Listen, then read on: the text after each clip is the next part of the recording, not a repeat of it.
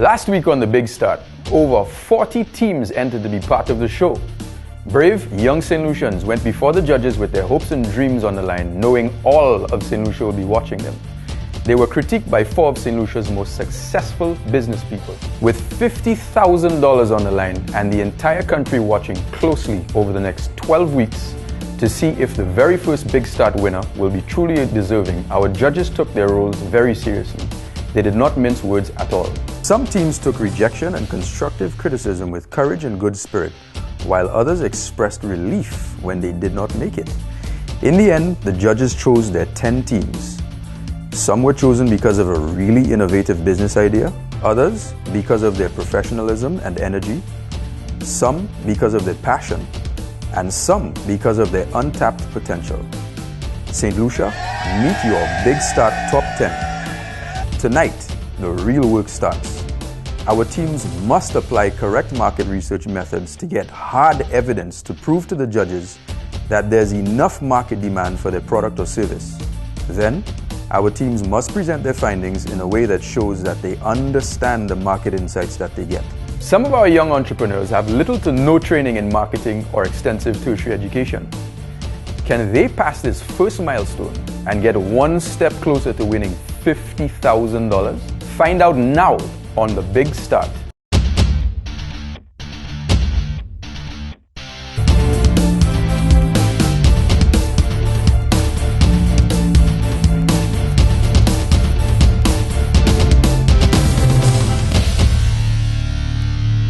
The Big Start is brought to you by Office of Private Sector Relations, OPSR, the Government of St. Lucia, Accela Marketing, Lime, and Helen Television System. Welcome back to The Big Start. Moments after our top 10 were chosen, they were given their first milestone by this week's resource person and guest judge, Agnes Francis. The first milestone is market demand analysis. You need to test whether there is demand for your business idea. And not just testing the demand, you need to test a lot about it. The first step is to establish the goal of the research, the market research that you'll be doing. Step 2 is to determine your sample. That is who it is you'll interview or who it is you'll survey. The third step is to choose your survey methodology. Step 4, you have to create your questionnaire or your survey instrument. Basically, that deals with what are you going to ask. You need to link these questions back to the objectives. What is it I'm trying to do? Step 5, you may want to pre-test your questionnaire. Because you may go out there with a questionnaire and it may not give you the results that you want. So you have to pre-test it, maybe just among a small sample of people, maybe 4 or 5 people, so that you will confirm that the questions there are understood. People understand the questions. Step 6 is to actually do the data gathering. You're conducting the interviews. And that's where you ask all the questions in the questionnaire. It will entail maybe screening and to ensure that it is the sample that you've selected and getting permission from them.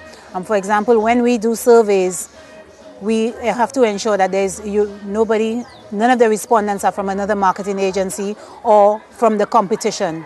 Step 7, you analyze the data, and that is where you use Excel or you do where you compile all the data together and then do an analysis of it. So you can maybe compare one characteristics across another, something called cross-tabulation.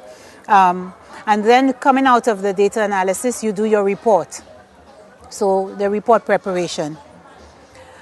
Step 8, which is the final step, you present that data. That data has to be presented to the judges. In terms of the presentation, it has to be simple, it has to be easily understood. So I'm encouraging you to do graphs, to do charts, to do tables, not just a lot of verbiage. The simpler the better, as long as it pulls out what the core information the data is giving you. And the other thing, it has to have the market insights. It has to have information that is tangible for you to help impact on your business idea. It can't just be beautiful graphs and charts. The content of that information has to be solid to impact on your business idea. Coming up next on The Big Start. The reality of the work is finally hitting home, but respected local professionals step up and come to the team's rescue. Plus, they get a wonderful surprise from one of our sponsors.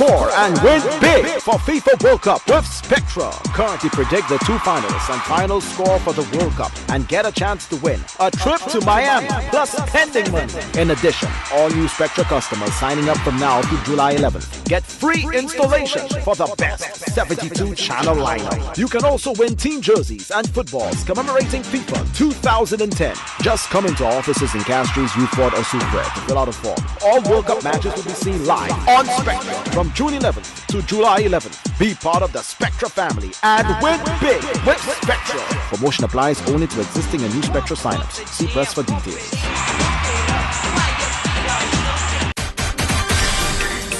The Office of Private Sector Relations, OPSR, is a unit of the Ministry of Commerce, Industry and Consumer Affairs, implementing economic diversification programs funded by the EU. We work every day with businesses large and small to make them better able to compete in the global market. We provide direct business support services, micro and small business support. We support and facilitate the development of businesses in an endeavor to make St. Lucia more enterprising. The OPSR: Partnership, Profitability, Progress.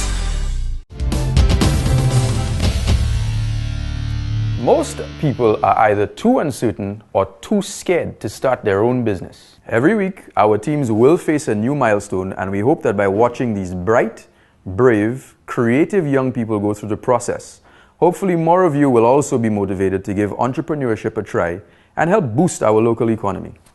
Now, we expect our teams to come away from this experience wiser and fully empowered to start their businesses, whether they win the $50,000 or not. As demanding as the milestones are and as tough as the judging is, we are going to give them every opportunity to succeed, starting with handpicking 10 respected professionals to be full-time mentors that they can call on for help anytime they need it. So why don't you tell me what your concept is and what the vision is for the company? Okay, our company, we call ourselves Plush Cakes, and we involved in making in providing pre-packaged frozen gourmet food. Okay, so what's going to make your gourmet food different from all the other gourmet foods that are out there? What we plan doing is proper. It's actually taking that same concept like the cereal products, but adding a tropical twist to it. Plush Cakes, I think they're two talented young people who have a lot of the attributes and the characteristics that are necessary for success as an entrepreneur. First thing that they have to do is to really increase their understanding of the frozen dessert market. They need to be able to develop a profile of who is the typical consumer of the frozen desserts. They have already zoned in on it because they mentioned to me two subsectors. One is the sweet tooth and the other one is the convenience hunter, all right? And so they're already on the right track. So developing a profile, making sure their demand is going to be a derived demand because their product is going to be sold to supermarkets, restaurants, coffee shops, etc.